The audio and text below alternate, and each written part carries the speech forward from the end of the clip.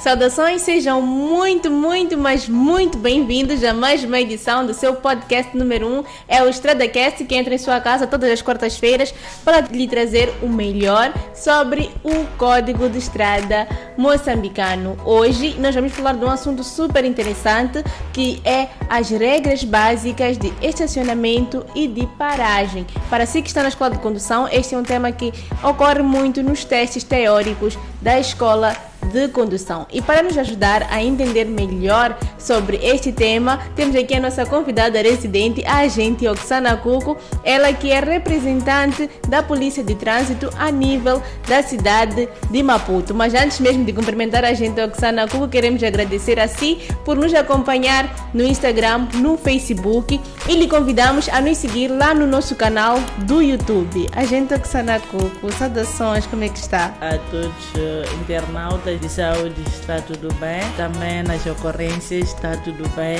Não tivemos nenhum registro de sinistralidade rodoviária durante as 24 horas, mas sim durante o final de semana é que não estivemos tão bem, porque tivemos um acidente de viação do tipo choque entre carro e moto, este que vinha circulando a alta velocidade, nesse caso o motorista do motociclo, e foi se embater contra uma viatura que se encontrava estacionada. Então, logo o motorista do motociclo acabou perdendo a vida. Então, apelar a todos os motociclistas que quando se fazem a via, eles devem trazer consigo o capacete para poder serem protegidos na hora do embate, porque se não tem um capacete, logo este mesmo indivíduo não poderá ser protegido por nenhum.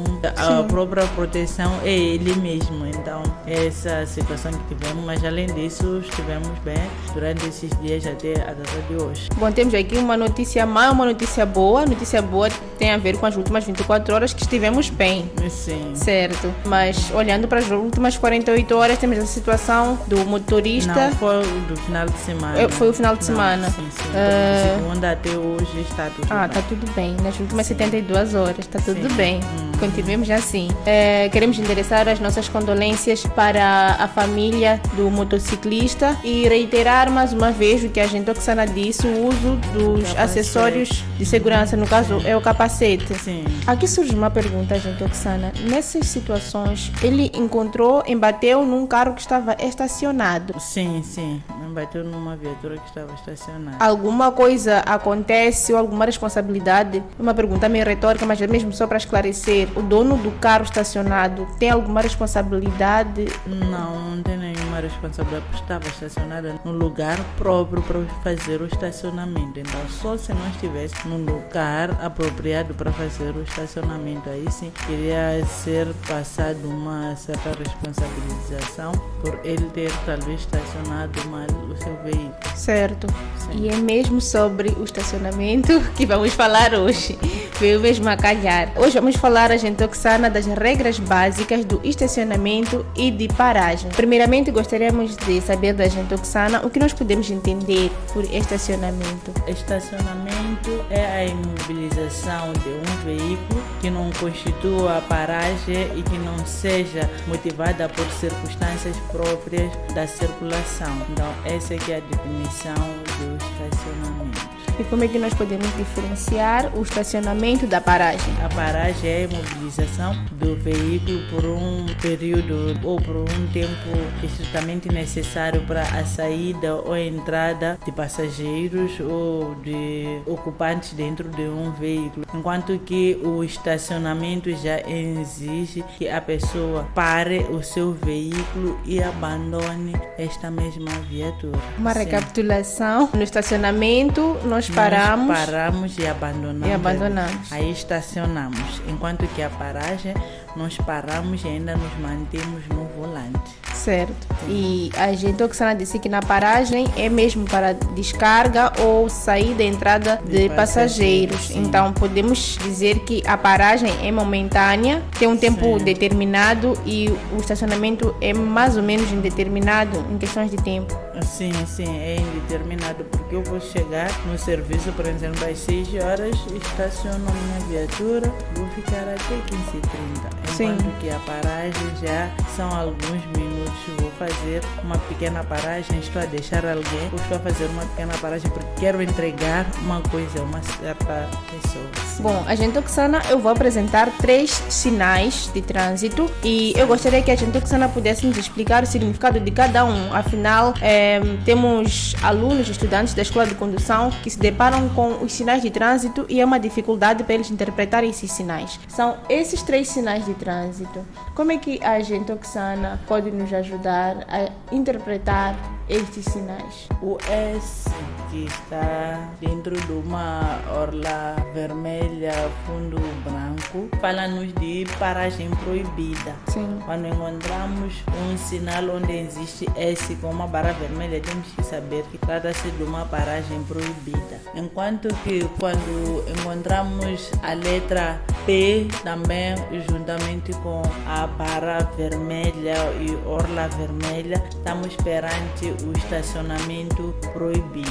Paragem proibida e estacionamento proibido. Do outro lado, quando encontramos o X, Sim. o X vermelho com fundo azul, estamos perante a paragem e estacionamento proibidos.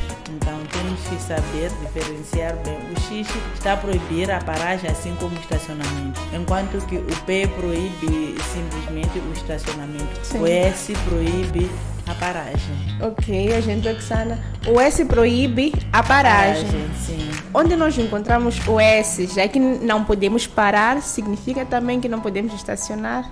Sim. Ok. Então o P significa que nós não podemos estacionar, mas podemos parar. Podemos parar. Sim. Aquele tempinho. Sim. Descarregamos o que queremos e depois vamos embora. Sim. O fundo azul com um X vermelho e orla vermelha também significa que não podemos nem parar nem estacionar. Sim, está certo. Estamos a aprender.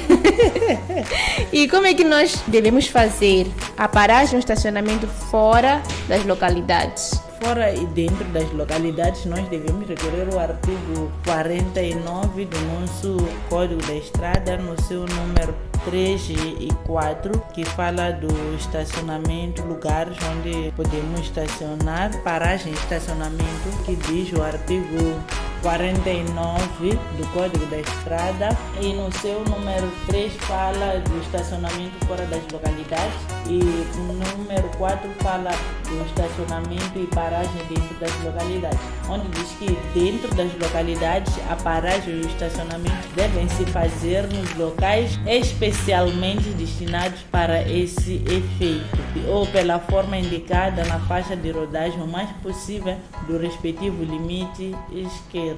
Então, se nós pretendemos fazer a paragem ou estacionamento, deve ser num sítio mesmo apropriado a fazer esse mesmo estacionamento ou esta mesma paragem, mas deve estar paralelamente ou o mais encostado possível à sua esquerda. Temos também para fora das localidades que diz que o estacionamento e a paragem devem ser feitos fora das faixas de rodagem. Não sendo isso possível, deve-se fazer o mais possível na respectiva margem à esquerda. Então, fora das localidades, o aconselhável é estacionar fora da faixa de rodagem. Dentro das localidades, porque às vezes fora da própria faixa de rodagem encontras na berma da própria via já certas barracas ou certas situações que podem vir a lhe impedir de fazer a paragem e o estacionamento. Deve fazer o mais possível à sua esquerda. E quais são as responsabilidades que um condutor deve ter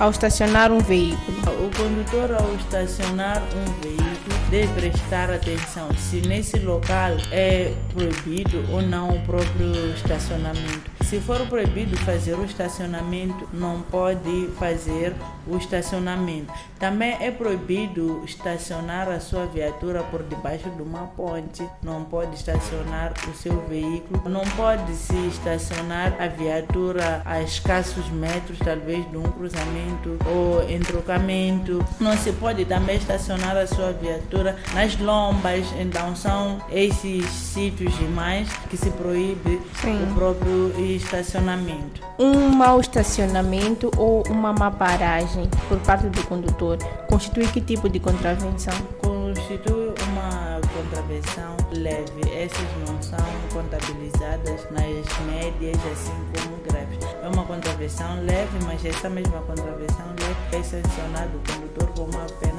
de 1.500 meticais. 1.500 meticais. Artigo 49, se for a se tratar de dentro e fora das localidades, não estacionar bem a paragem do estacionamento, vai ser sancionado. Essa parte das contravenções lembra-nos de um tema que nós falamos aqui, que é a classificação das contravenções. A gente Oksana disse que existem 3 tipos de contravenções e neste caso é a contravenção leve. E pelo que eu recorde, existem contravenções que têm pena acessória ou não. A leve tem 1.500, neste caso, tem também uma pena acessória? Não, por isso que já é leve, porque culmina somente com o pagamento da multa. Certo. Hoje estamos a falar sobre as regras básicas de estacionamento e paragem. Vai passar aí na sua tela, vou pedir ao meu colega Celeteres Vinde para colocar na sua tela 3 sinais de trânsito que estão a ser aqui a base do nosso StradaCast de hoje e que de certeza constituem dificuldade quando se trata de sinais de trânsito e quando aparecem nos testes teóricos da escola de condução. Não só interpretar, como também entender as suas características constitui também grandes dificuldades. E essas dificuldades podem sim serem sanadas através do aplicativo Carta Fácil MZ, que oferece assim mais de 600 sinais que te facilitam na memorização de forma fácil e rápida. A gente Oksana falou aqui de alguns sítios ou locais onde não devem ser estacionadas as viaturas, os veículos. Deu um exemplo de próximo às lombas, por debaixo das pontes. Quais são os locais onde os condutores são mais comuns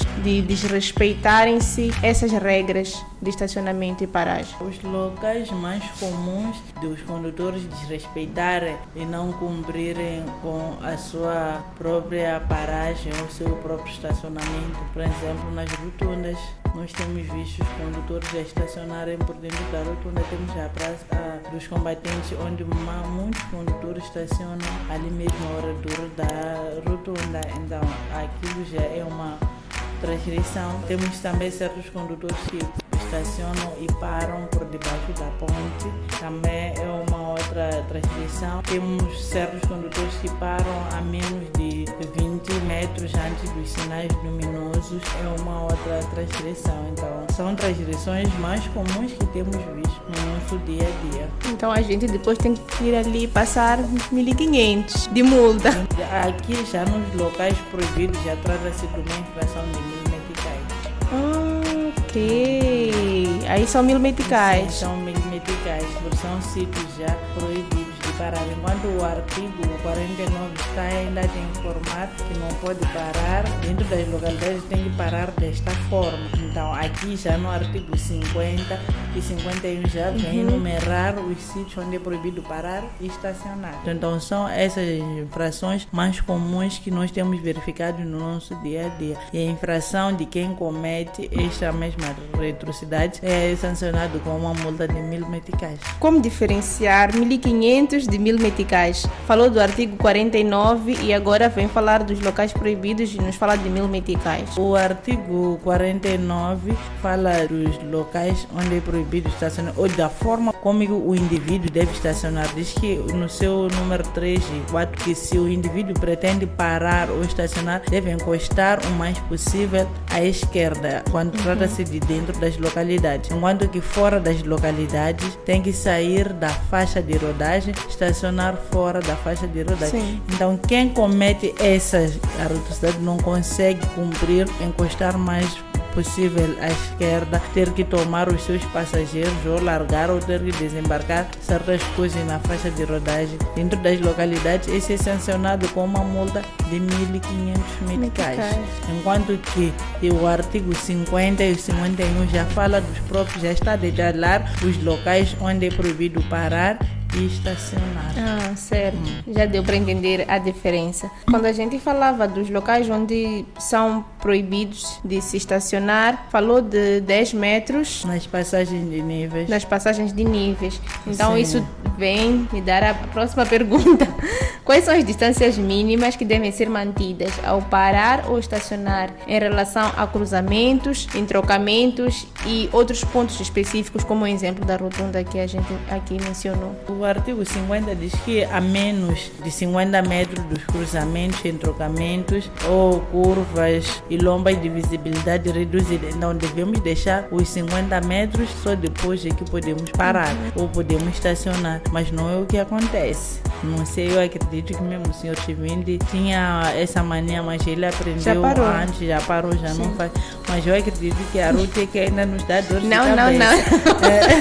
Eu aqui a defender o senhor Chivindi, a gente já não faz, eu disse, ele já não faz, mas eu consegui ver que a Ruth, parece que eu lhe encontrei na Praça dos Combatentes, dentro da rotunda, eu chamei a atenção, eu disse, olha Ruth, da tens próxima, tens que mudar. Não, vou começar a andar na linha.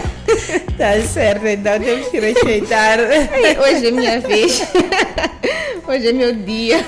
Então tens que respeitar, já sabes que já são 50 metros dentro da rotunda ou do cruzamento.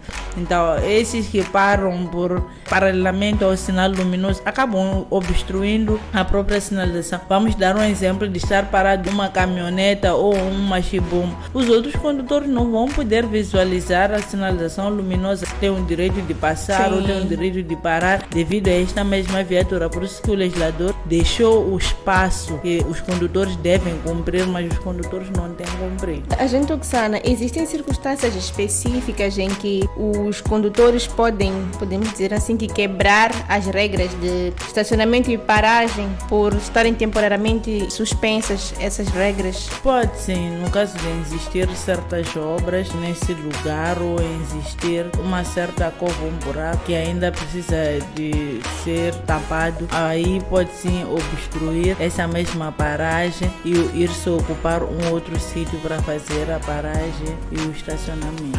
Bom, essa era a nossa última pergunta. Tínhamos algumas, mas com o fluir da conversa foram aqui sendo respondidas. Então essa acabou sendo a última pergunta. E como me provocaram hoje, vou ficar mesmo nesta. Não, pode não ficar nessa, pode acrescentar. Não. A forma de provocação não era muito mais para provocação.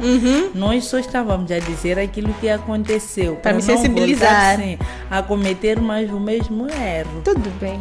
Bom, para si que está nos assistir nesse momento, temos um desafio. Vou pedir ao meu colega Celotero Chivindi para que nesse exato momento coloque um sinal de trânsito e queremos ver nos comentários você a responder o que significa este sinal de trânsito. E vou dar uma única dica. Este sinal de trânsito tem a ver com o tema de hoje. Se acompanhou, já deve ter percebido onde é que pode encontrar este sinal de trânsito. E a gente Oksana, na próxima semana, vai nos responder ainda no início do StradaCast. E a gente Oksana, gostaríamos de agradecer aqui a presença da gente e gostaríamos também de pedir as últimas considerações e recomendações para aqueles que estão a nos assistir e que